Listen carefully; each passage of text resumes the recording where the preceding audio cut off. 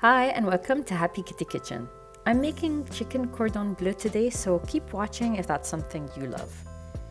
You want to start by butterflying boneless chicken breasts by slicing them in half and then flattening them using the bottom of a pan. This makes them flatter, thinner and wider, which will make them easier to roll and make the cooking time more even on all sides of the chicken itself.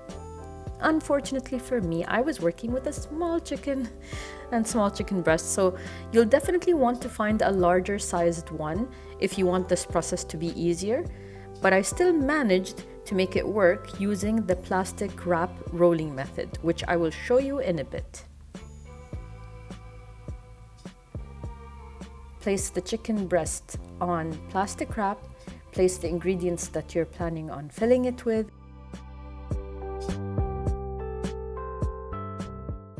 In this case, I have turkey bacon. I put in a bit of mustard and then mozzarella cheese. And the mustard is to give it a zing and also serve as glue to hold all the ingredients together, especially the shredded cheese. Now it may look messy at first because it takes a bit of practice to perfect this. Using this method where you twist the plastic wrap and it becomes condensed into a sausage-like piece seems to be the best way because it condenses the chicken, makes it all compressed and one piece that will not easily fall apart when you handle it later on. So I keep it in the plastic that way, I roll it into this hot dog sized piece, and then I pop it into the freezer.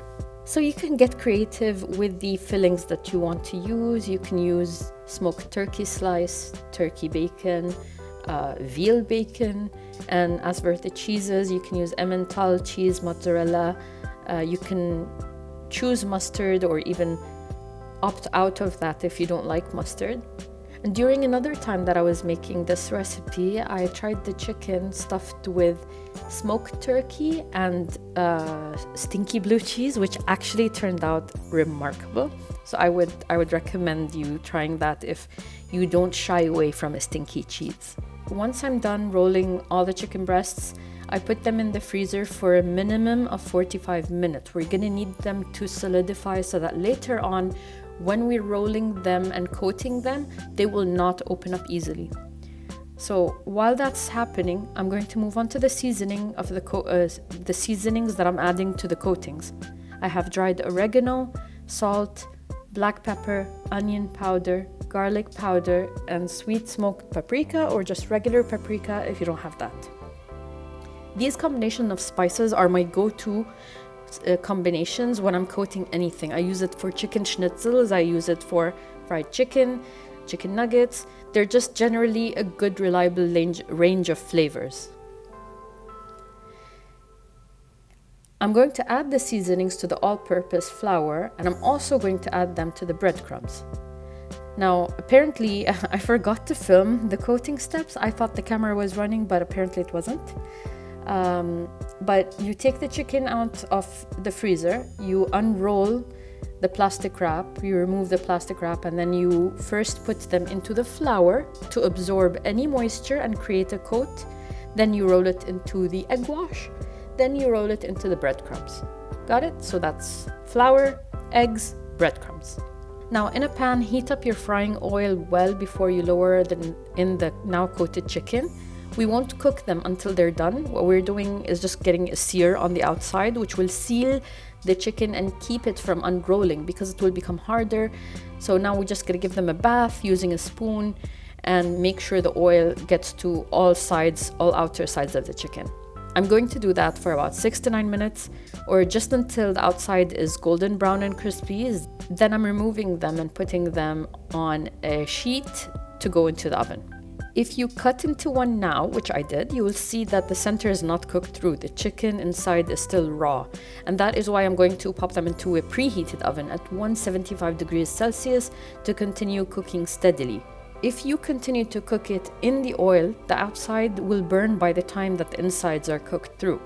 And if you decide to cook it in the oven only without sealing the outsides with the oil in the pan, there's a risk that it will fall apart or dry out by the time that it is fully cooked. While they're in the oven, I'm going to make a quick sauce to drizzle over the chicken. This is optional, but a simple cup or a half cup of heavy cream or cooking cream with a tablespoon of your choice of mustard, a little bit of salt, pepper, and optional oregano.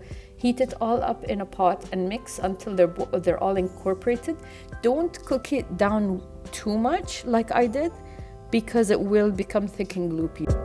What I like about this recipe, other than the fact that fried chicken and cheese and turkey just taste so good together, is that it's one of those that you can split into 2 parts if you feel like it takes too much time to make all at once in the same day. Sometimes I stuff the chicken, keep them rolled into the plastic, and then just keep them in the freezer until I'm ready to coat and fry them up. Or sometimes I go all the way as to coating them and then I freeze them, so that all I have to do is take them out of the freezer and cook them whenever I'm craving them. They go great with mashed potatoes and a side salad, and if you want a sauce that's not creamy, you can always use a marinara sauce as well. It would be fantastic with it.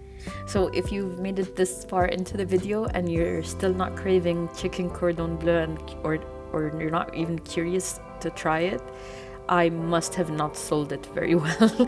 But anyway, I tried. And thanks for watching Happy Kitty Kitchen, and have a great day. Bye!